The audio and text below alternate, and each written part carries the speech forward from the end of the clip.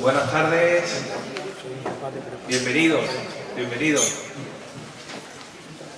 La verdad que es un placer tener en el día de hoy, tenemos a la señora concejal de la Corporación Municipal, gracias por acompañarnos.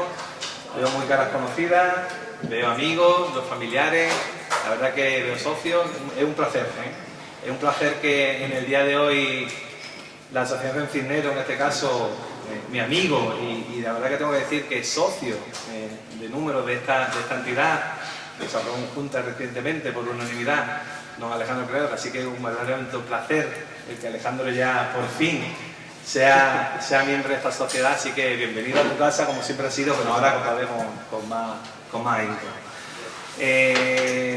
Hoy empezamos esta segunda jornada de la Hispanidad, ya tuvimos la oportunidad de tener la primera jornada de la Hispanidad también aquí en estos salones. Para nosotros es una alegría y empezamos, sí que quiero hacer un pequeño recordatorio, empezamos hoy la inauguración, pero que no se nos olvide que tenemos también luego el siguiente viernes, también tenemos otra ponencia sobre la Hispanidad y terminamos el 10 de noviembre con este segundo ciclo que la verdad que espero que nos veamos por aquí en esta magnífica ponencia.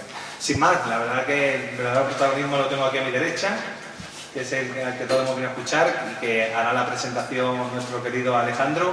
Y sí que desde aquí también igualmente quiero agradecer al Local de Cultura, a Diego Bañasco, que siempre está presente en todos los actos para que no falte nada, ni absolutamente nada de esta organización. Así que sin más, Alejandro, muchas gracias y presenta al ponente, si estamos.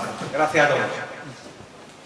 Pues muchísimas gracias, presidente de la Asociación Recreativa Casino de Marbella. Para mí es un placer por primera vez organizar una ponencia ya como socio de pleno derecho. Yo le tengo especial cariño a este lugar, que en 2005 di la primera conferencia de mi vida presentando mi tesis doctoral. Le tengo mucho cariño y estoy muy agradecido, y por eso era algo que durante todo este verano he insistido y quería empezar la jornada de la Hispanidad siendo socio. Así que muchísimas gracias a ti, muchísimas gracias a Diego Bañasco, que siempre está para todo, para que todo esté en orden, no falte de nada. Muchísimas gracias a los dos. Bueno, para los que no conozcáis la Asociación Cisneros, tenemos 3 años de vida. La asociación tiene varios objetivos, fundamentalmente la promoción y la difusión de la historia de España, nuestro patrimonio cultural y natural, además de proteger y defender nuestra identidad católica y nuestra identidad cristiana en un contexto europeo e internacional, y sobre todo la defensa de la vida de la familia. Bien, con esos objetivos fundamentales que tenemos en la asociación, pues ya llevamos un segundo ciclo de conferencias sobre la Hispanidad. Organizamos un primer ciclo el año pasado que fue un gran éxito, queremos seguir y además queremos ya, si además esta casa que nos acoge también, pues queremos ya todas las conferencias y todos los eventos presenciales los queremos realizar aquí, porque no hay más que ver en la buena afluencia de público que se consigue en un sitio tan estupendo y tan abierto a la cultura y al debate. Respecto a las actividades que organizamos, hemos organizado ya varias presentaciones de libros, conferencias, ya hemos presentado una conferencia del ponente que ahora pasaré a presentar, don Antonio Nadal. De hecho, tenemos pendiente organizar otra presentación de uno de sus libros. Don Antonio está ahora en su época de mayor productividad y la verdad que no nos da tiempo a presentar todos sus libros. Entre los eventos que hemos organizado también tenemos un premio España, que ya llevamos la segunda edición, para trabajos de jóvenes. Además, el presidente de ese tribunal es don Antonio Nadal. Hace poco hemos fallado el último trabajo para unos chicos de Burgos que han hecho un trabajo muy bueno sobre el rapto del delfín de Francisco I, del rey de Francia. Y tenemos también el premio Familia, que llevamos 2 ediciones también, para relatos de jóvenes y para promocionar la importancia de la familia, de la vida en un contexto que se avecina bastante complejo desde el punto de vista de la familia y en general de nuestra nación. Y por eso precisamente además organizamos todos aquellos eventos, como es la Jornada de la Hispanidad, en un momento, insisto, complicado para España, en un momento complicado para el contexto que nos viene de la mano de Europa y del mundo, con múltiples agendas y múltiples cuestiones que van a dañar nuestra identidad, y debemos reforzarla, y en ese sentido pues queremos organizar jornadas para promocionar esa identidad española tan necesaria y están perdidas a nivel institucional. La ponencia de hoy es sobre don Javier de Burgos, padre de Andalucía y además padre de todas las regiones de España. Hay que decir que, aunque parezca algo sencillo y que será en el bachiller, este es un fuera de serie muy desconocido, don Javier de Burgos.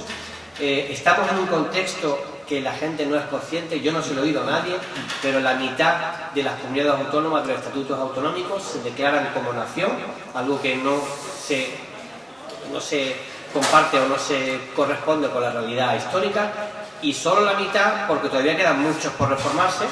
Y en ese contexto que estamos en Andalucía, pues si uno lee la introducción del Estatuto de Andalucía, pues piensa, bueno, pues aquí somos una mezcla de cultura que nada que tenemos que ver con la identidad mezclada de greco-romana y católica, que es la identidad española y por tanto andaluza.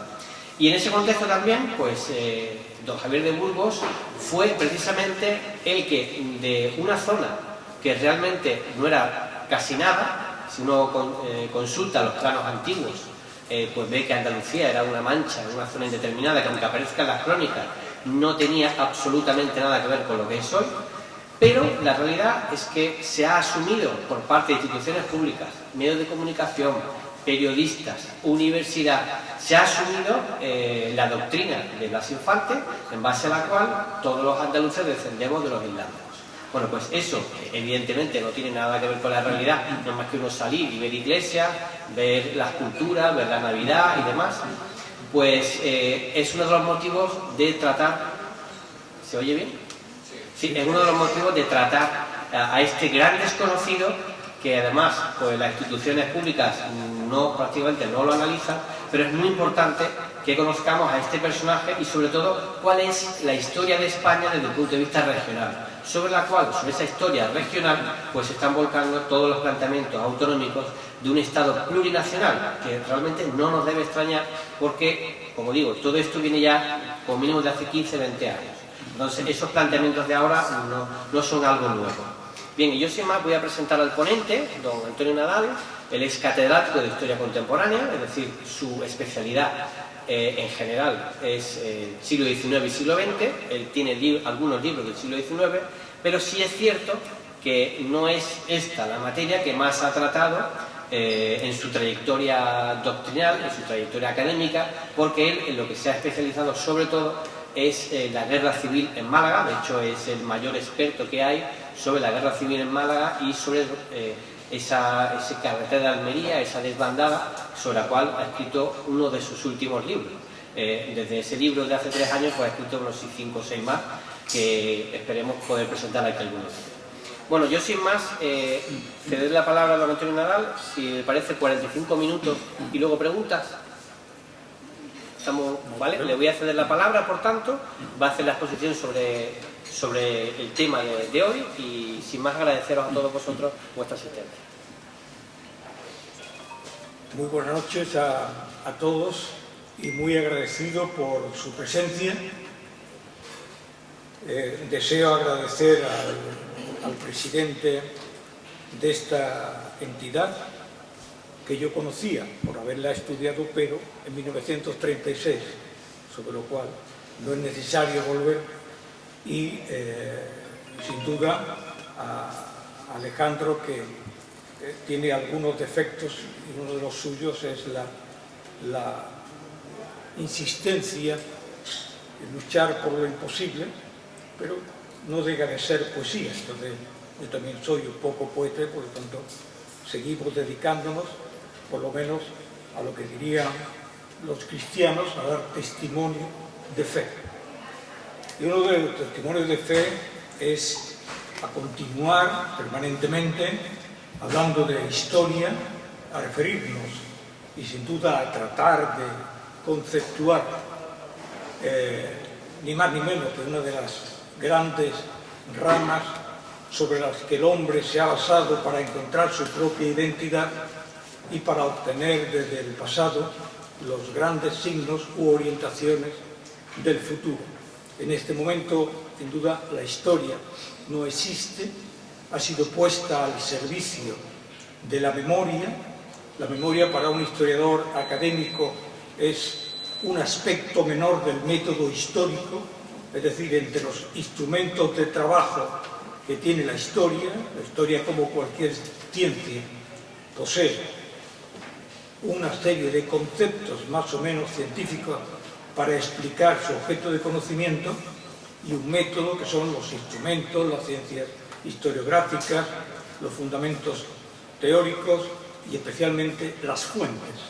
Y sobre ese elemento, sobre la relación de lo abstracto, que son los conceptos de la ciencia, al estudio concreto, aplicando esos conceptos de lo abstracto a lo concreto puede modificar lo abstracto, es decir, los planteamientos generales, y lo abstracto nos permite para relacionar el objeto determinado a nivel nacional o al ámbito internacional.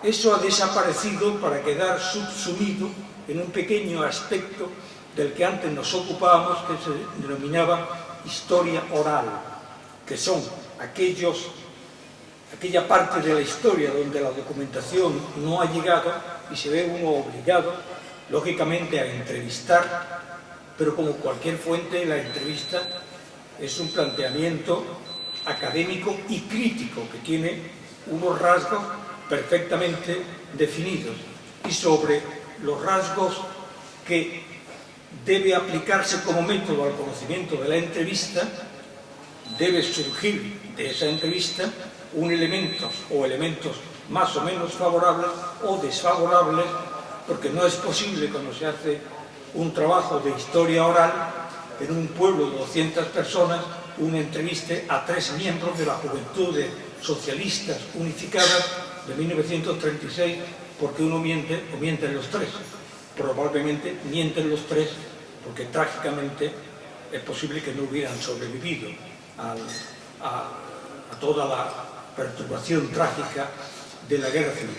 Pero ese pequeño elemento, que era la memoria, que es la parte oral donde no llegan los documentos, ha sido elevada a una Biblia laica sobre el cual cualquier intervención, sea directa o indirecta, sobre acontecimientos vividos, aparece como un elemento científico básico que no se puede mover, y si se mueve se percibe la acusación de maniobrar contra el género, contra la memoria democrática, pero eso sencillamente no es historia, es una pequeña aportación metodológica que, unidas a otras fuentes, nos puede dar un elemento básico y esencial para aproximarnos con cierta relatividad a la verdad histórica.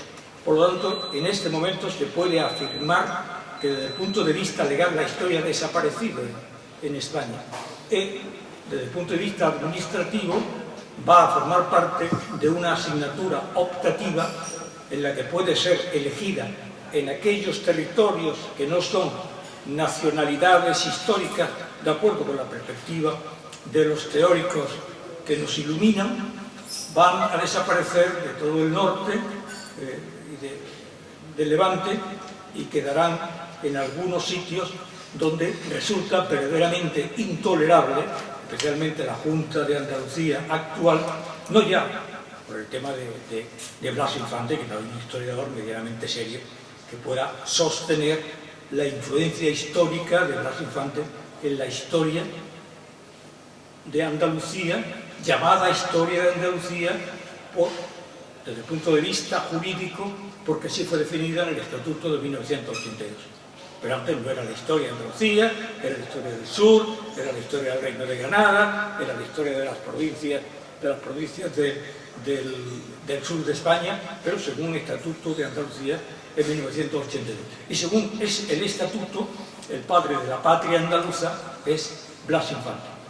De forma que todos estos elementos forman parte de una especie de hojas navegadas en la noche, que son futuribles y percepciones irrelevantes, inexistentes, pero que todo el mundo acepta con una enorme tranquilidad, porque la identidad nos obliga a tener un padre, una madre, o hermanos o primos que han sido padres de la patria.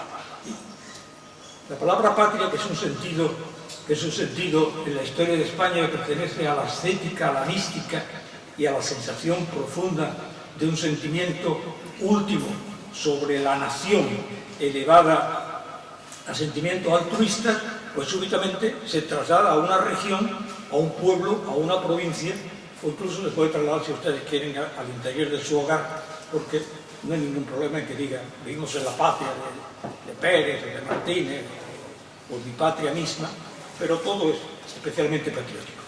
Por eso es necesario hacer algunas referencias a algunos personajes que efectivamente tuvieron influencia en la ordenación territorial, en el ámbito del derecho administrativo, en la relación que tiene el derecho administrativo con el derecho constitucional y con las constituciones y derivadas que hubo a través de la guerra, de la historia de España del siglo XIX, que fue una historia de guerra, no me he equivocado en decir la guerra, pero la guerra permanente durante el siglo XIX. Y este es Xavier de Burgos. Una pequeña introducción sobre el tema que nos ocupa, que es el tema de la hispanidad. Esta pequeña intervención o conferencia no se aclimata, no se perfila exactamente sobre el tema de la hispanidad. Alejandro sabe que yo quería hablar porque he trabajado mucho sobre ello, y soy un gran amante, he sido profesor en Colombia, en Perú, y tengo una sensación profunda de lo que es la hispanidad. Pero no olvidemos que inevitablemente y por mor de la expresión histórica de nuestra nación, somos el único imperio reconocido, somos la única nación que ha expandido. Cuando se habla de la cruz y de la espada, cuando se habla de la cruz, se habla del pensamiento, de la religión, de la ideología. Cuando se habla de la espada, se habla del derecho, se habla de la administración. No existe en el mundo potencia alguna que haya elaborado la ley de Indias en la que se ha analizado y en la que se ha castigado, justificado o no a un español que habita en la península ibérica o a los españoles del exterior de España. Esas son las leyes de Indias. Eso no lo ha tenido ningún imperio, ni el francés, ni el inglés, que ni siquiera han convivido, no han creado razas, han vivido en las zonas externas en forma de ámbitos estrictamente comerciales, pero los españoles tuvieron una entidad muy profunda. Dejamos la lengua, dejamos la espada, que fue la administración, y dejamos la Biblia y otros pensamientos que ningún otro dejar.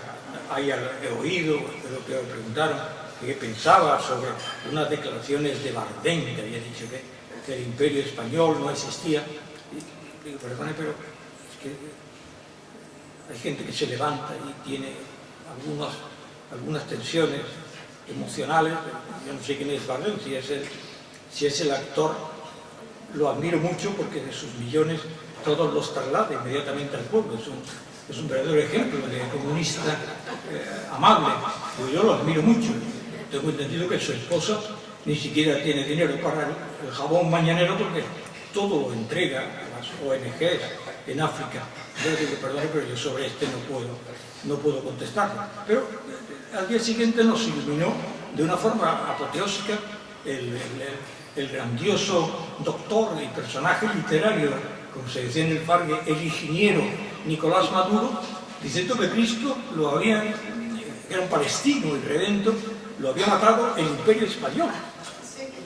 Entonces, claro, tienen que ponerse de acuerdo los millonarios comunistas y su primo hermano al frente del comunismo de pandereta local, que es Nicolás Maduro. Entonces no sabemos si la parte determinada del comunismo fue el que mató a Jesucristo, pero hay que reconocer que todo esto es maravilloso, porque ¿de dónde surgirá esa perversión intelectual que lleva a decir a un tipo, bueno, al parecer era un buen chofer? Entonces, hablando con el público, supongo que aprendería todo eso, porque otra formación Maduro no tiene. Dejemos esto. En consecuencia, entramos en el ámbito de la hispanidad, de una historia inevitable y una historia que seguramente costará mucho tiempo reivindicar, pero no se puede dar marcha atrás en los calendarios ni se puede borrar la historia, se puede ignorar durante un periodo, pero desde Herodoto, desde las guerras púnicas o las médicas hasta nuestros días, la historia no será borrada, porque es imposible. La gente de más edad, que hay aquí como yo, estudiamos formación del espíritu nacional. La verdad que formación del espíritu nacional no era obligatoria. Y en formación del espíritu nacional yo leí a Machado, yo leí a Góngora, yo leí a Unamuno, o sea, todo lo que aparecía como campos de España o problemas de España aparecía en formación del espíritu nacional. Ojalá en estos momentos cualquier ayuntamiento o cualquier diputación o cualquier otro elemento tuviera, digamos, las ofertas académicas de lectura y trabajo que tuvimos entonces, y era con carácter no era obligatoria la materia que te ponían en la nota, aprobado junto con la gimnasia, y gimnasia tampoco hacíamos, desafortunadamente. Bien, pues este mundo existe, existirá, y lo que ocurre es que los procesos históricos son largos. Y estamos en un proceso histórico en el que la denominada filosofía de Heidegger, la posverdad, determina que lo importante no es la esencia, sino lo parecido. Lo importante no es lo que permanece, sino lo que vuela. No existe nada sólido, todo se diluye. Y claro, mientras no existe nada sólido y todo se diluye, yo tomo el poder implacablemente y no dejo que se mueva. O sea, lo que se mueve es los demás, yo permanezco. Entonces, sobre este testamento, porque será un testamento, ni el Reich pensó Hitler que duraría 1000 años, pero 10, 20, no se crea nadie que la historia va a durar con estos personajes que ayer en el magnífico espectáculo de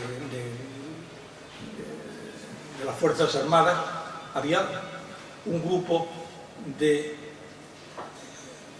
personajetes colocados por allí que odiaban todo lo que estaban viendo, que les parecía algo absurdo. Y claro, esa es la realidad. Esa es la realidad. Allí estaban simpatizantes de Hamás, simpatizantes del terrorismo, y todos allí aplaudiendo como si de nada se tratara. Pero esa es la realidad de España. Pues bien, España o Hispania o cualquier otra manifestación histórica ha tenido en la evolución del pensamiento humano fundado sobre la economía y la propia adaptación a la naturaleza, una natural evolución que ha ido incorporando en el ámbito de las vivencias diarias principios de organización, de derecho y finalmente de lo que denominaríamos derecho administrativo. Los ejes de la sociedad, como bien se recordaba y se ha recordado siempre, ha sido la familia, la propiedad privada y el Estado. De la familia surgió la herencia, y de la herencia fue surgiendo la propiedad privada. La propiedad privada comenzó a ser defendida y de ahí surgió los aparatos débiles inicialmente, imperfectos sin duda, de lo que fue el Estado, las instituciones que comenzaron a defender la propiedad y la organización de la propiedad a través de la monogamia, a través de las incipientes organizaciones, a través del cultivo de la tierra, a través de los mecanismos incluso para hacer la organización del agua, de los instrumentos de trabajo, y lentamente fueron surgiendo los instrumentos necesarios para hacer de la vida una organización favorable. Por eso encontramos, sin duda, desde el tiempo griego, desde los griegos, empezamos a encontrar algunas referencias, posiblemente más, con Alejandro Magno o en algunos espacios más estrechos de Atenas, una concepción de ciudadanía que remitía, aún separándolo de esclavos y de otros estamentos de la sociedad, los primeros atisbos de lo que llegaría a ser la relación con la propiedad de la tierra y la estructuración de la tierra para fundamentar la economía, la fuerza militar y la expansión, que fue la base de los imperios desde su nacimiento. Los romanos dieron un paso más adelante. Resulta sorprendente para quien viaje comprobar todas aquellas naciones que no han estado supeditadas al derecho romano, porque el derecho romano marca toda la historia del derecho. Yo que llevo 25 años viviendo en los países del este, donde triunfó el comunismo, puede resultar verdaderamente insólito la forma en que se acerca a la distribución de la propiedad, a las tierras y sobre todo a los problemas derivados de cuando una ideología se mantiene como ilegal, la devolución de todas las antiguas propiedades usurpadas, que pasará como en Cuba cuando caiga el régimen comunista, en el que habrá un movimiento de abogados, podéis ganaros la vida, para la devolución de todas aquellas propiedades que le fueron robadas a americanos y a españoles. La verdad que eran casi todos catalanes, pero se considerarán españoles en ese caso, porque la patria lo exige. Entonces, todos estos elementos, el derecho romano ya empezó lentamente a adaptar la ciudadanía, las cívitas, con lo que serían las pequeñas aportaciones de impuestos, las fuerzas que llamaríamos del orden para localizar o para regularizar las zonas, los espacios, los territorios, y a partir del Imperio Romano, donde después aparece un largo periodo absurdamente denominado la Edad Media, que es un concepto histórico inasumible, porque cuando se pone Edad Media es una visión del liberalismo decimonónico en el que hay dos etapas de esplendor, la historia antigua y la historia contemporánea. Entonces la Edad Media es exactamente la que está inevitablemente entre los dos, como el otoño, es decir, entre el verano y el invierno hay una parte que es el otoño, pero como aquí no hace calor, pues prácticamente no existe. No existe.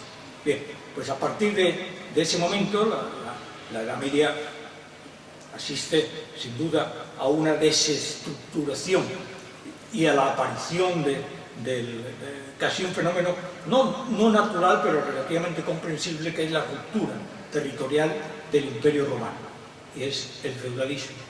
¿Quién iba a decir que después de 20 siglos prácticamente volviéramos ahora al neofeudalismo? Es decir, el Estado moderno, que nace del descubrimiento de América, es posiblemente, con los Reyes Católicos, el movimiento histórico más relevante, porque determina sobre la economía y sobre la ideología la necesidad de unificar los territorios y los mercados para poner en marcha el nuevo sistema económico que se fundaba en la exportación, en el intercambio, es decir, en el nacimiento del capitalismo. El capitalismo tardó 5 siglos en ponerse en marcha, porque el llamado gótico, en las catedrales de Reims, pues ya se observa la relación entre los hombres. En el románico habían estado estrictos, sin relación siquiera entre la Virgen y el niño de la sepultura. En el siglo XII y XIII ya se ven las imágenes de gente que vende, gente que compra, gente que se toca, gente que ríe, gente que hace otras actividades menos nombrables, todo eso aparece en los frisos de las catedrales. Ese momento quiere decir que estamos en un momento de intercambio, y en ese momento de intercambio el punto de partida es ni más ni menos que el descubrimiento de América, que construye o determina que el mar de la cultura y de la historia, que era el Mediterráneo, desapareciera para siempre, para convertirse en lo que llamamos el atlantismo. Posiblemente en este momento, no posiblemente, realmente superado por el pacifismo, que es del Pacífico, no de la paz, del Pacífico y del Indio, donde las culturas inmensas de otras culturas dan en un momento determinado la modificación del atlantismo. Pues bien, a partir de estos momentos son las repúblicas del norte de Italia las que van asumiendo de una manera más directa la cosificación y la codificación de los nuevos elementos y de la legalidad de los nuevos movimientos, el intercambio, pequeños impuestos, pago al Estado, repito, pero desde el siglo XII hasta el siglo XVIII se va argumentando todo esto.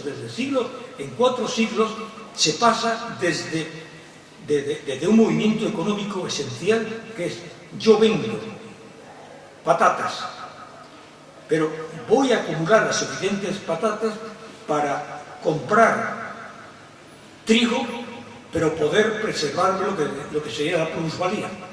Otra pequeña parte de patatas que lo voy a usar como elemento de intercambio. La plusvalía y la acumulación de dinero por dinero, no a través de mercancías, es el movimiento más importante de la historia de la humanidad. Pues bien, posiblemente en la Revolución Francesa, digo posiblemente porque los modelos historiográficos a mí no me gusta nunca, es lo mismo que cuando estudiaba, que todo el mundo lo ha estudiado, la Revolución Burguesa era la Revolución Francesa. Bueno, era fácil porque por lo menos no tenía que estudiar la inglesa, ni la holandesa, ni lo que pasaba en la India, era la Revolución Francesa. Y la Revolución Industrial era la inglesa, no había más. España no pillaba por ningún sitio, porque no había ni Revolución Burguesa, ni Revolución Industrial.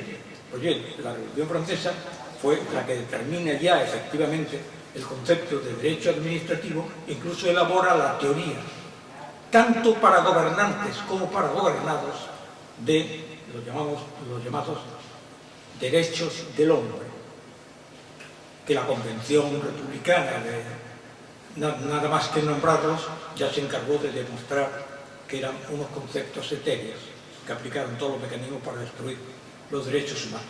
Pero desde el punto de vista de la legalidad internacional y de la influencia que tiene la política francesa en Europa, es donde partimos y donde comienza la historia nuestro. Pero como yo suelo hacer introducciones de media hora, le dame un toque sutil, no me da un toque poderoso porque me asusto.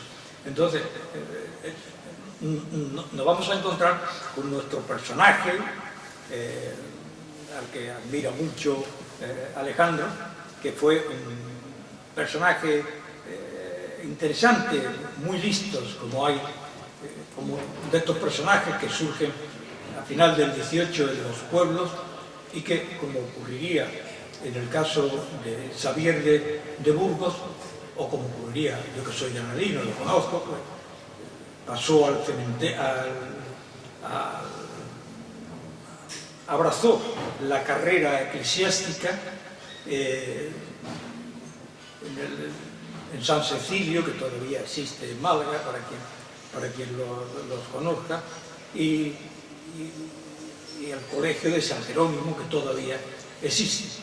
Eran las fórmulas que se usaban, no precisamente por gente de dinero, como era Javier de Burgos, sino en general por la gente más pobre, que accedían a la Iglesia, a las ciencias eclesiásticas, para después saltar al ámbito administrativo con la sólida formación que daban entonces las ciencias eclesiásticas, que era una verdadera, extraordinaria y grandiosa aportación científica del sánscrito, del latín, del griego, del arameo, de la historia.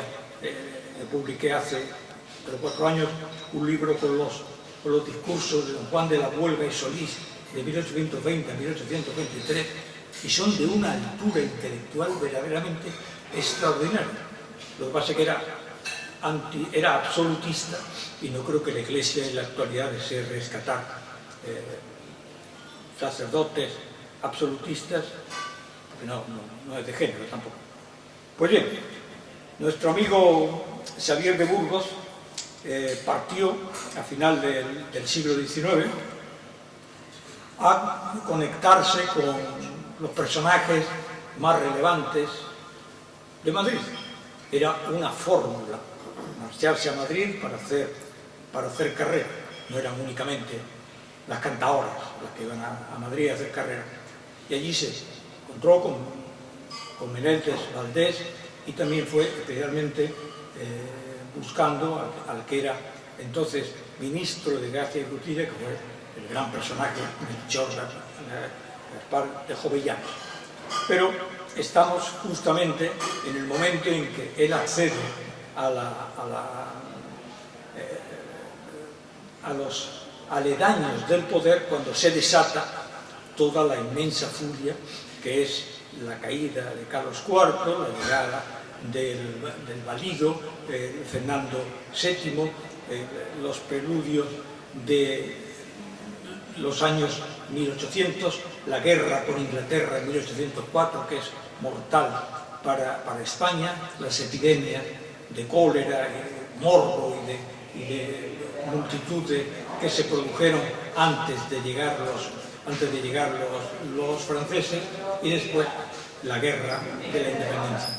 Normalmente hay gente, incluso la Real Academia Española, que son colegas, y son gente que trabaja de forma muy seria, pero hay un problema cuya definición sobre el periodo es tan enormemente complicado que suelen recurrir a la piedad.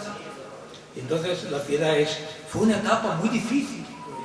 Efectivamente, casi todas las etapas son muy difíciles, pero es que nuestro amigo fue nombrado regidor perpetuo y alguacil mayor por parte de las fuerzas francesas, después fue regidor, subsecretario de la Sociedad Económica de Amigos del País en Motril, y fue subprefecto tanto en Almería como en Granada.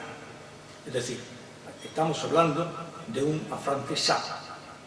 Él, como tantos otros, cuando Napoleón fue derrotado en España, salió al exilio con los afrancesados, partiendo hacia París, donde tuvo la oportunidad de relacionarse con muchos españoles.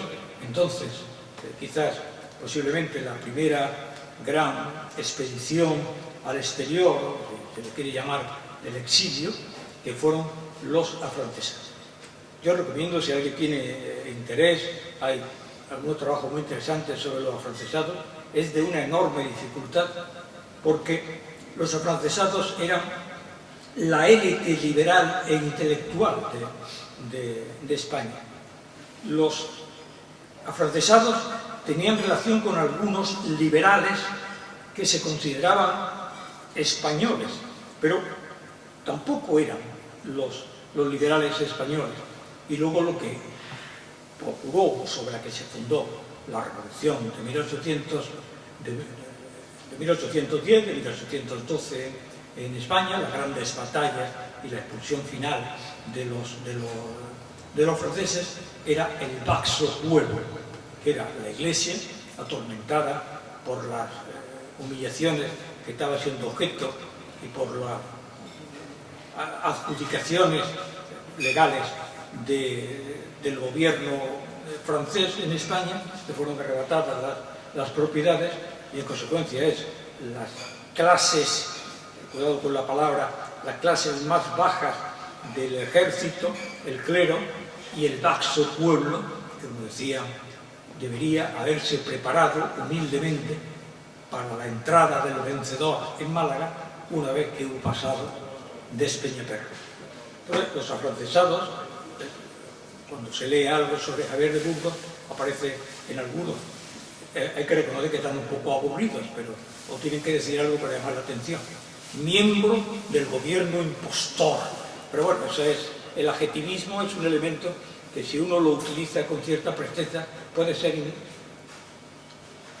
objeto incluso de un homenaje, o puede ser, no puede decir el fascismo, normal, el fascismo criminal genocida, ya va directamente a Canal Sur, a un programa. Y si te coge la sexta, eres motivo de homenaje, incluso pasas directamente al Premio Nacional de Literatura. Pero eso poco a poco. Pues bien, nuestro amigo Xavier de Burgos pues fue un afrancesado. Entonces marchó a Francia junto con los afrancesados, como su mismo nombre indica, y aparece en España en 1817. No me detengo en hablar de todo ese proceso, todo ese proceso, aunque aclararé algunas cosas. Como ustedes saben, 1808, 1812, Guerra de la Independencia, 1812, 14, elaboración de la Constitución, y 1812 del 12 al 14 es una etapa muy desconocida, pero muy interesante, porque gobiernan los liberales, gobiernan los partidarios de la Constitución de 1812, 1814, vuelta de Fernando VII y la instauración del régimen conservador. Bueno, sobre Fernando VII yo tengo mis particulares, pero yo cuando me encuentro a un tipo que es flagelado por todo el mundo, quizás porque me pasa a mí, trato de tomármelo con cierto interés, a ver exactamente dónde es motivo de flagelación y dónde no es motivo de flagelación. Efectivamente, Fernando VII no fue el más brillante de nuestros políticos, pero nadie le dice nada a Pablo Neruda por abandonar a una niña discapacitada y es considerado como un héroe en el mundo, o nadie le dice nada a otros personajes que han sido ínfimos, o el gran Caravaggio, que era un asesino en serie y el que yo admiro profusamente. De forma que las apreciaciones morales solo si tienen que ver con... El problema es que si entramos en las apreciaciones morales somos todos, tenemos que autoanalizarlas todos, y lo de la piedrecita, tirarla, pues efectivamente tiene un...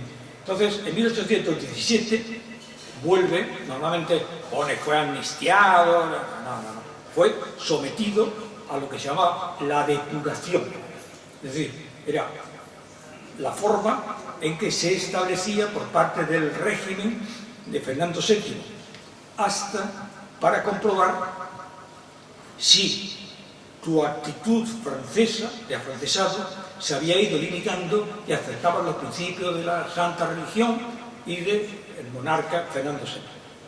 Empezó un proceso que tardó casi 2 años de purificación, así llamado, y recibió cartas de apoyo de los que había estado en Granada, de los que había estado en Almería, de los que había salvado, bueno, todas estas cosas. Los expedientes de depuración son muy parecidos a los actuales expedientes sobre la masonería de 1936, muy interesante. Entonces fue reivindicado y pasó directamente a ser... eso es una ventaja de él, que inmediatamente se acomodó al régimen absolutista y, siendo ministro Luis López Ballesteros en 1824, fue llamado como comisionado de la Real Caja de Hacienda. Después, en 1826, es enviado a París en un fenómeno muy complejo que no voy a... del que después hubo dudas sobre su comportamiento legal o no, con unos fondos, con un empréstito. Pero hablamos de empréstitos en una época trágica en la que se compró por parte del Estado español toda una cantidad de barcos extraordinarios de Rusia que estaban podridos y sencillamente ni llegaron, y hubo un empréstito con Francia cuyas particularidades a él después se le responsabilizó. En 1827 vuelve a España y es sencillamente, ya directamente colocado en el gobierno, como en 1833 el presidente del gobierno, Cea Bermúdez, a iniciativa del monarca, lo llama a la corte tras la muerte de Fernando VII, su viuda, la reina María Cristina de Borbón, le nombra ministro. De ahí procede el documento que todos tienen, que ustedes tienen, que es de una excepcional importancia. Es decir, sobre la organización territorial de España, digo que ahí lo tienen porque cuando éramos pequeños todos nos sabíamos las provincias españolas. Y ahora no me gustaría levantarme y preguntarle a alguien que tenga menos de 50 años dónde está Zamora. Una vez estuve en un debate con gente de izquierda, yo era de derecha supongo, y sobre Irán, no, sobre la guerra del Golfo.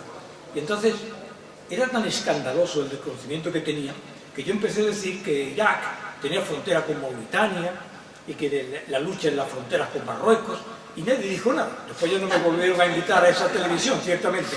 Pero digo, bueno, si aquí cuela, pues aquí cuela. Digo, hombre, es que sus problemas con Mauritania son terribles, la frontera. Entonces, y también con Marruecos. Ya no me volvieron a invitar a esa televisión, que no está lejana de aquí, en dirección A, no me volvieron a invitar. Pero es que a él le diría, oye, ese tío está tomando el pelo. Pero es que él estaba tomando el pelo porque no tenía ni la menor idea, y allí todo el fascismo, es el adjetivismo. Si usas 3 o 4 adjetivos correctamente, estás capacitado para ser objeto de un homenaje. Pues en esta época procede la elaboración de posiblemente la mejor organización territorial que ha tenido España. Es típicamente de origen francés y tiene los fundamentos de la antigua relación con los reinos históricos y con algunos elementos claves que son que no estuvieran más de 100 metros del mar, que si había posibilidad que pudiera llegar en un día a caballo del último pueblo al centro de a la capital. Es decir, tiene una definición orgánica perfectamente racional, y fue, para los historiadores es excepcional porque desde 1833 se va publicando en el Boletín Oficial de la provincia de Málaga, que es una sucinta elaboración y además legal de todo lo que antes se había coger de las actas capitulares, de los folletos provenientes de las sociedades de lucro o las sociedades de resistencia. Fueron verdaderamente interesantes. Entonces, esta organización provincial de origen francés con la prefectura tiene esa lógica recogida de los antiguos reinos y una estructura interna en la cual se pudiera llegar de forma relativamente adecuada al centro de la provincia. Es verdad que cuando estuvieron aquí los franceses, ellos plantearon una dinámica que hoy entenderíamos posiblemente más lógica. Ellos quisieron hacer una provincia, un distrito de la costa, Nerja, Estepona, una provincia en la serranía de Ronda que cogiera Cádiz y otra desde Antequera, y era más lógica. Hoy, en aquel momento no, evidentemente, en aquel momento Torremolinos era una recia y desconocida lugar con bajo monte y algunos pescadores, pero posiblemente tenían más tradición en el ámbito administrativo. Por eso ahí aparecen la organización territorial y sobre todo también un elemento interno de gran interés que después se contempló en las legislaciones electorales de las comarcas, que tenían cierta unidad, como puede ser con Antequera, con Ronda, es decir, zonas cuya dependencia, no solo administrativa, sino incluso económica, era muy propensa a la actividad y a la actitud de la administración. En 1824 también forma parte de lo que es de la elaboración del Estatuto Real. Aquí también, en la historia de España, hay reflexiones progresistas o no, optimistas o negativas, sencillamente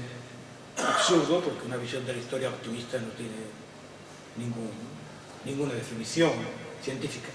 Pero él participó en el Estatuto Real, que fue un intento de establecer una nueva Constitución que superara las tensiones de 1812, pero si se lee cualquier libro progresista de la historia del constitucionalismo español, no aparece ni el Estatuto de Bayona, es decir, el año y medio que duró la administración francesa, ni aparece el Estatuto Real, ni aparece el Fuero de los Españoles, porque se entiende, según los mecanismos adecuados de cierta interpretación histórica, que las que no son constituyentes, es decir, aquellas que no pasan por un parlamento, bien es verdad que los parlamentos de 1836, 37 eran especialmente peculiares, pero al no pasar no se reconoce en el Estatuto de Bayona, ni se reconoce el Estatuto Real, ni el Fuero de los Españoles, que han sido intentos de organizar. Ya sabemos que durante el siglo XIX hay Constitución de 1912, 37, 45, la progresista del 69 y llamémosle la estabilidad compleja o entrecomillada de la Restauración de 1874. Es decir, cada periodo trae una constitución y sobre todo y especialmente en este momento casi todo el periodo después, iniciando, si alguien tiene interés solamente puede entrar en internet, desde 1834, con la muerte de Fernando VII, se establece la primera amnistía. Es decir, todos los gobiernos que han ido accediendo, progresistas o liberales, es decir, del 35-36 es una etapa revolucionaria. Se genera la Constitución del 37. Del 40 al 43 es un periodo revolucionario. Se genera en el 45 una nueva Constitución. Pero cada periodo histórico traía consigo una amnistía para tratar o al menos de sacar a los amigos que estaban en las cárceles. Y sobre todo este periodo, que ahora publico un libro, pero tú no lo sabes, del siglo XIX, es enormemente complejo, porque incluso desde el punto de vista del derecho, de hecho uno de los capítulos son muertes y ejecuciones, claro, hasta 1870, en que finalmente el Código Penal establece una estructura exacta, precisa, para objetar y analizar los distintos elementos de los robos, los crímenes.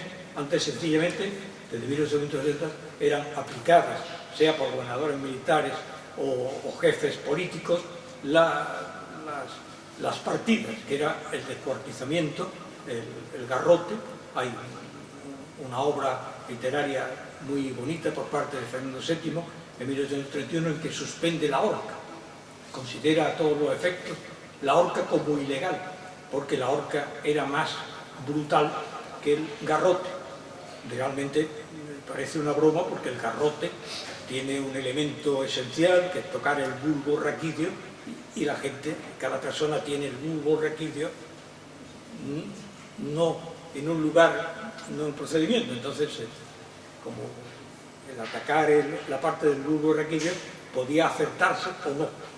Es decir, hablamos de las crueldades que cada época tiene, y del derecho penal aplicado a la realidad histórica. Así fue en Europa, en España y en los Estados Unidos, menos, porque utilizaba mucho más la cultura natural, que era: usted me puede robar a mí, a mi mujer, pero usted no me puede robar el caballo, porque en el desierto de Nevada, sin caballo, muero. En consecuencia, si usted me roba el caballo, lo ahorcamos. Y así fue. Es decir, las especificaciones determinan muy bien los rasgos sociales, pero forman parte ni más ni menos que de la estructura que en España, hasta 1870, no se establece con cierta unanimidad a través de la elaboración del Código Penal. Por eso digo, hay fechas, momentos que son desconocidos, pero que aportan, son verdaderamente extraordinarias. Pues bien, Xavier de Burgos tuvo una vida literaria, hizo algunas traducciones. Hablamos siempre de personas de un extraordinario nivel intelectual. Y como todos los grandes intelectuales, sabían muy bien latín y griego, que era la prueba exacta del altísimo nivel, especialmente en América Latina y en Colombia. Los mejores latinistas son los colombianos. Entonces aquí ofrece unas traducciones de Horacio, que era una especie de poeta, un poco, llamémosle izquierdista, porque hacía églogas y odas al amor, pero claro, aparece Andrés Bello, que era un gran hispanista, y dice que es muy malo. Entonces, esto siempre se arrincona para la patria, ¿verdad? No acabar con los personajes españoles. Pero fue un tío muy brillante, que escribió varias obras de arte, ninguna ha pasado especialmente a la historia.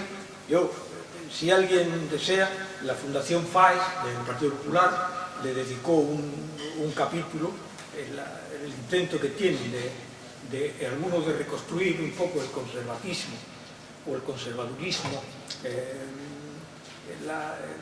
en la historia, y un compañero desafortunadamente fallecido, Juan Gay Armenteros, escribió un libro en la editorial Gota a Gota sobre de la Fundación FAES del año 2014, un interesante libro sobre Xavier de Burgos, donde explica con la minuciosidad de un historiador pues toda su vida, sus conocimientos, su actividad.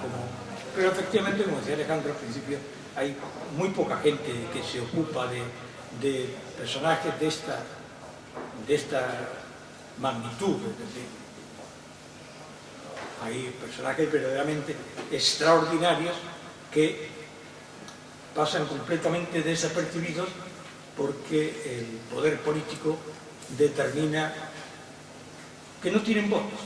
¿Cuántos votos me da Pablo Escobar, madre mía? ¿Cuántos votos me da Blas Infante? 2000 votos. ¿Cuántos me quitan? Ninguno. Pues bien, un día para Blas Infante, el padre de la patria. Entonces, ¿qué haces? Si lo combates, estás fuera. Bueno, estamos fuera. Pero yo ni bajo amenaza de muerte puedo decir que Blas Infante fue ni el padre de la patria, ni andaluza, ni patria, ni andaluza, ni nada. Es decir, y que hay aproximadamente 40.000 fusilados en todos los campos, de los que no hemos convertido en ninguna religión, a excepción de García Lorca. Pero si se quiere convertir algo de los fusilados, tenemos una serie de personajes mucho más dignos, porque el hecho de ser fusilado garantiza la piedad, el horror, el llanto, la pena, la tristeza, pero no garantiza la eternidad ni garantiza el ser un personaje verdaderamente extraordinario. Es ejemplo, símbolo de un periodo trágico. Por eso todos estos personajes está bien que me haya obligado Alejandro a volver sobre ellos, pero yo siempre he estado muy interesado en el siglo XIX. Ahora saco un libro titulado Un reproche triste y airado a España, 1865-1905, en el que trato de explicar desde la cerrazón de las élites sociales, especialmente Heredias, Larios, Lori, y sobre la terrible y permanente radicalización de las masas de una sociedad como la malagueña, cuya expresión última es la guerra civil y cuya expresión última de esa inadecuación de los grandes ejes de la política nacional devolvió a la nación a la guerra civil.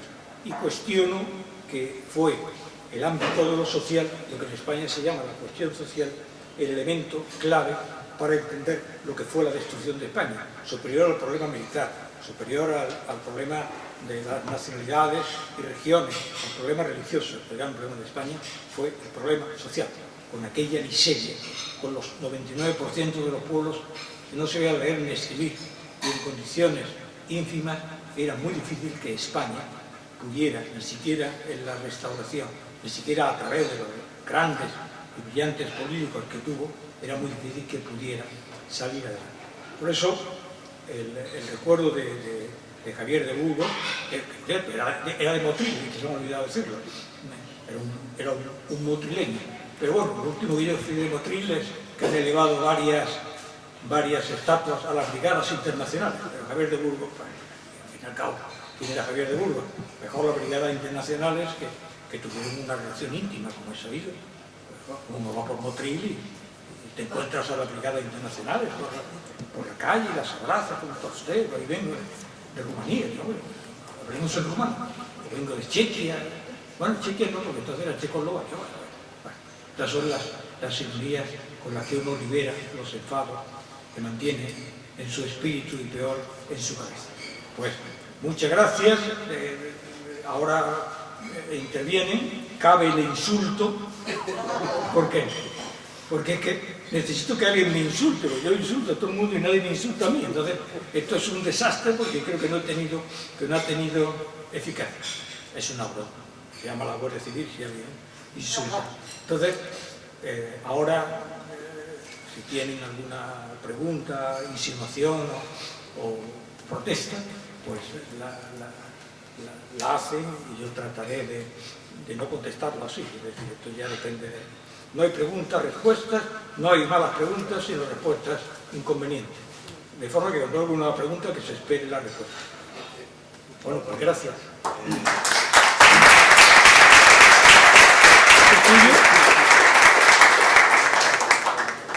Te tengo que agradecer que hoy he aprendido lo que aprendíamos en esa época de 6-7 años. ¿Es verdad? Teníamos las provincias de España, quién era el responsable máximo de esa división, porque en aquel tiempo no se nos explicó, creo yo, quién fue. No fue. Es que era francesado. Entonces... No, solamente quería, por completar un poco, que nos explicara, porque lo ha dicho hace un rato, que diríamos, la división territorial, provincial de España tenía como su origen, pues, en parte de Francia o algo así, pero claro, yo siempre entendí que tenía una relación histórica con lo que eran los reinos de España, ¿no? Por ejemplo, pues en Aragón, Valencia, Castilla, León. Pero aparte de eso, quería saber, porque eso está muy ahora, como hablando de las identidades de esos pueblos, si respondía también a una identidad provincial ya incipiente en aquellos momentos, es decir, dentro ya de lo que es a lo mejor el reino de Aragón, pues ya a lo mejor existía históricamente, no lo sé, si ya Málaga tenía una especie como de idea, lo mismo que sucedía posteriormente con el tema a lo mejor económico, que lo ha estado hablando sobre el tema de las comarcas. Si las comarcas respondían, como lo hemos estudiado, pues como una especie de unidad económica por alguna de las razones de las explotaciones agrarias y todo eso. Me gustaría que nos ampliara un poco el tema de dónde sale ese origen y si ya había una especie de histórico, porque no se lo iba a inventar así por buenas, ¿no? Gracias, en primer lugar. Sin duda, cualquier movimiento histórico, administrativo profundo nunca es radical, nunca parte de la nada. Entonces lo que hizo Javier de Burgos fue organizar los antiguos reinos, me parece que aparece ahí escrito. Son los antiguos reinos, es decir, el reino de Granada, el reino de Sevilla, se organiza exactamente con las provincias que efectivamente siempre tuvieron una relación directa con las capitales, cuyo origen se remonta prácticamente a los siglos XIII, XIV, XVI. Naturalmente, el centro de Sevilla aglutinaba a una amplia provincia, Málaga, Granada. No es nuevo porque desde 1812, en la Constitución del 12, se incita a la organización territorial según el modelo francés. Cuando digo el modelo francés, digo el modelo que supera las divisiones feudales y establece unos criterios de orden administrativo. Es decir, estamos en un momento en el que la administración como expresión política de las nuevas constituciones exigen una estructura perfectamente medible, especialmente para el ámbito judicial, el ámbito de las disposiciones reglamentarias, en el caso de España, de las desamortizaciones. Empezamos ya a hablar en un ámbito jurídico preciso. Es verdad que las propiedades están legalizadas en documentos notariales a partir de todos estos sitios, pero no es nuevo. O sea, desde 1812, lo que pasa es que cuando llega Fernando VII, prácticamente casi todos los elementos de la Constitución del 12 se paran. Y lo que hace Javier de Burgos es retomar incluso algunas decisiones adoptadas en 1822, es decir, en el gobierno radical del trienio liberal, para poner en marcha la organización administrativa. Pero donde hay organización administrativa hay dinero. Donde hay dinero hay obligaciones de naturaleza jurídica y administrativa. Y cuando se establece en 1833, fíjense que ya está en Málaga funcionando las fábricas de Heredia. Ya estaba la siderurgia, ya estaba funcionando en Málaga. Entonces ahí tenemos elementos ocultos. Cuando digo ocultos no digo malversadores ni profundos. Hay elementos que determinan. Ese fue el fracaso, por ejemplo, de Torrijos. Torrijos llega a Málaga y las familias poderosas le dan la espalda. Ni siquiera interviene ante Fernando VII para salvar la vida. Estaba fuera, quería una intensificación de la intervención del Estado, y ya estamos hablando de familias, Larios, Lorin y Heredia, ya están poniendo las bases de la industrialización española. Entonces, claro, los movimientos estos obligan inevitablemente, incluso en 1835, la Junta Revolucionaria que asesina al gobernador militar y arrastran al gobernador por la calle, está Martín Larios, forma parte del juntismo. Entonces, este periodo exige, es decir, esto es un problema para entendernos de seriedad. Estamos empezando, aquí hay dinero, aquí hay movimiento, Europa va en marcha, y a partir de la muerte de Fernando VII, lo que se hace es establecer una gran amnistía y poner en marcha este proceso de nueva dinámica socioeconómica. Pero es cierto que está perfectamente estructurado, es decir, las distancias no podían tardar más de un día en llegar en burro desde la parte más alejada había que permitir que hubiera mar, si estaban cerca del mar, que hubieran mar y montaña. No, yo creo que la única y verdadera organización que encajó en los antiguos reinos. Si usted coge ahora Castilla-La Mancha y une Peregrilla del Monte Alto de la provincia de Cuenca con el sur de Albacete, la verdad que los de Albacete no creo que sepan donde cuando éramos pequeños había que aprender. El niño, hace Miravilla, provincia de Lugo. La gente no se sabe dónde están las provincias. Pues en este caso, Castilla-La Mancha, por ejemplo, o Castilla y León, eso es una cosa de otro mundo. Eso no carece de cualquier sentido. Andalucía tiene sentido, pero no tiene sentido histórico, porque el reino de Granada pervivió durante casi 2 siglos, y de ahí viene, digamos, no es casualidad, no es que nos caigan mal los sevillanos, es que vivimos prácticamente 2 siglos separados de Sevilla. Igual que dice, hombre, ¿por qué cuando jugaba el Granada en Málaga, que la peleaban, cuando jugaba? Es que cada vez que había un pequeño asunto, el capitán general de Granada aparecía por el Colmenar. Entonces todo el mundo odiaba a los granadinos porque venía Cuando venía a los granadinos, quien venía era el capitán general, y no precisamente a saludar a los vecinos. Entonces, claro, hay todo tiene un fundamento.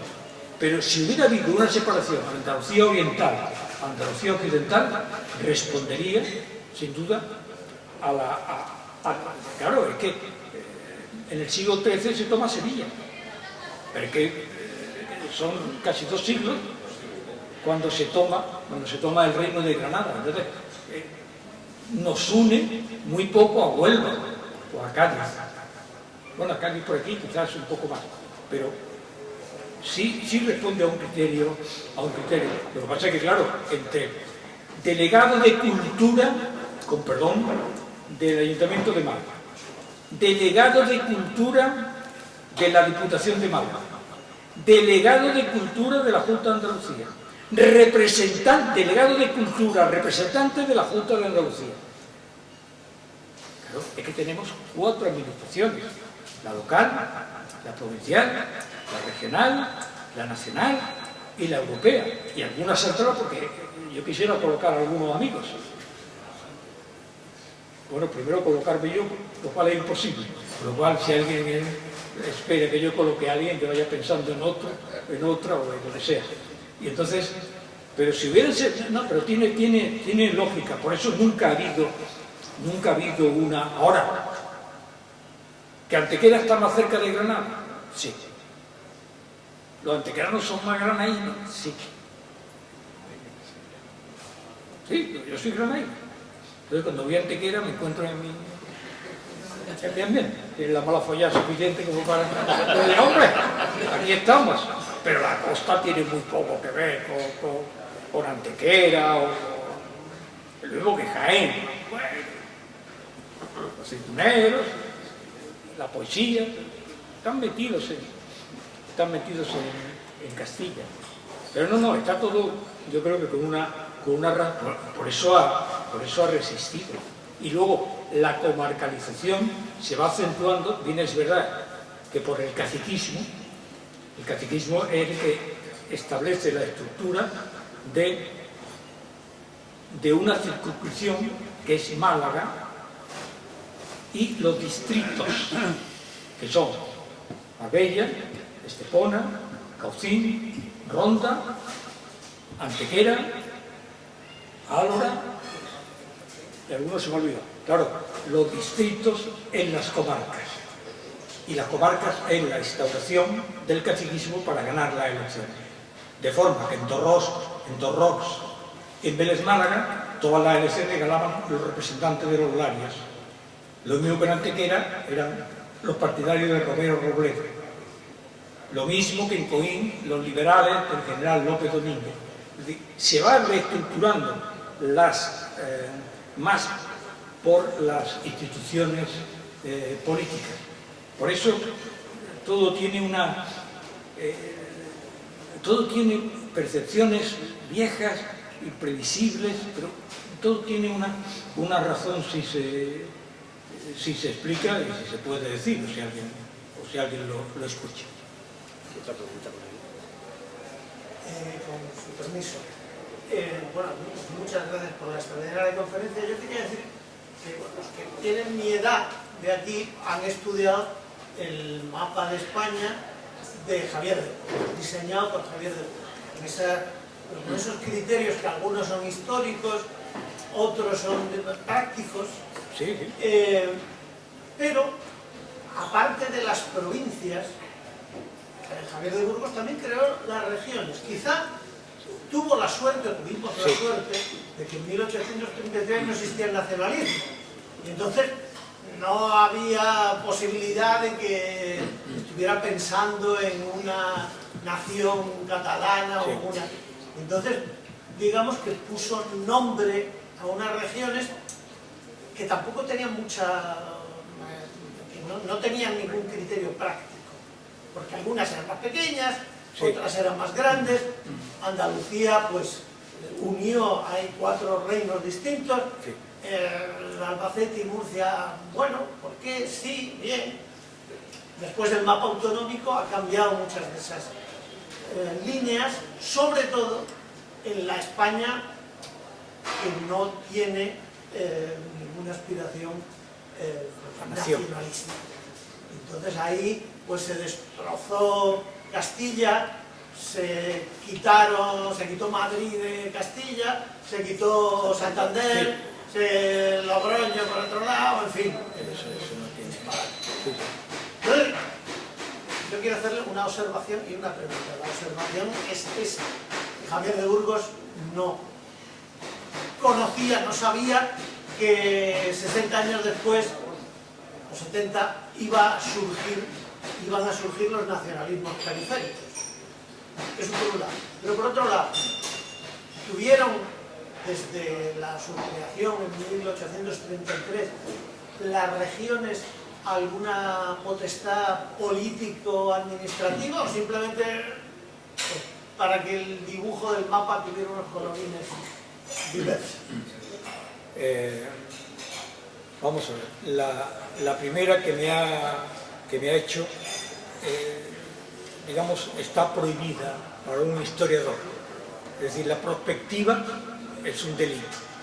Queda uno muy bien, porque cuando uno puede decir lo que estime oportuno sin fundamentos, me parece estupendo, pero es muy difícil establecer lo que cualquier persona podía imaginar pasados 30 años, cuando en España Javier de Burgos vivió 4 regímenes,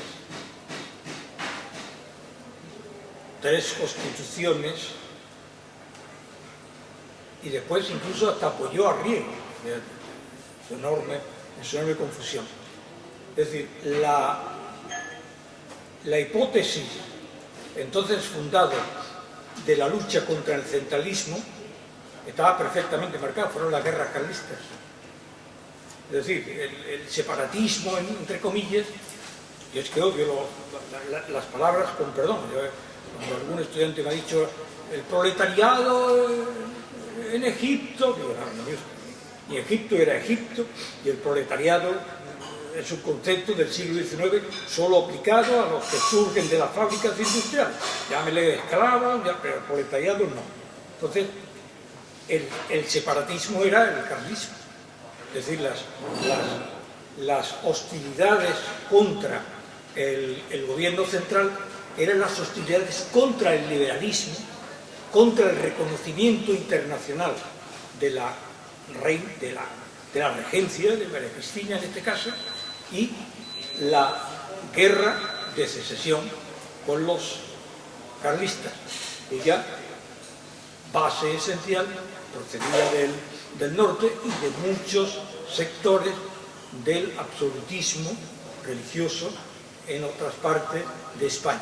Entonces, era en ese momento hacer una previsión sobre el futuro quedaba únicamente limitado a los debates económicos sobre, y esto aparece en las cámaras de comercio del sur de España, de Cataluña, etc., sobre el proteccionismo. Y fue un desastre, especialmente para la economía española, para proteger la industria de Cataluña. Este era el proteccionismo. Pero no aparece un proyecto fundado en las regiones, porque, y esto se hablará después en la última conferencia, porque el proceso de la Reconquista prácticamente determina que, con excepción del Reino de Granada, no pertenecen o no determinan, digamos, lugares muy distintos a Castilla. Es verdad que existe una larga historia, y cuando va uno por el mundo te encuentras los países del este donde no odian a España, odian a Cataluña, por Roger de Flor y por los almogávares. Es decir, hay los movimientos en el Mediterráneo, no eran exactamente España, era el Reino de Aragón, o el condado de Barcelona, etc. Pero no podía tener una idea, yo creo que casi nadie podía tener una idea, salvo aquellos que conocíamos la situación, incluso cómo iba a devenir España. Yo sí, porque cuando iba el año 70 a una reunión a Barcelona, empezaban a hablar en catalán y me iba. Claro, decía, madre mía, estamos en los franquistas. Bueno, esto no lo había prohibido Franco. Bien, me iba. Ahora, que esto llegara a la dimensión infinitamente superior a la guerra civil, era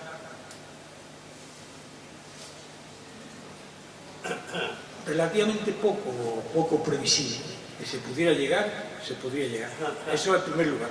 Luego, la organización territorial sí era muy lógica y, como he dicho antes, atendiendo un montón de criterios, que era distancia entre el centro y la parte más que cada uno tuviera valles, montañas, mar, si lo tuviera, que hubiera posibilidades de comunicación, era una cosa de este tipo.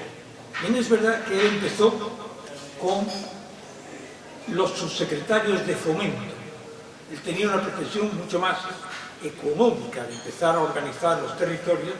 Los jefes políticos, después llamados gobernadores civiles, eran subsecretarios de fomento. Es decir, que alguien ve los boletines de la provincia de 1833, todavía están firmados por sus secretarios de fomento. No lo firma el jefe político.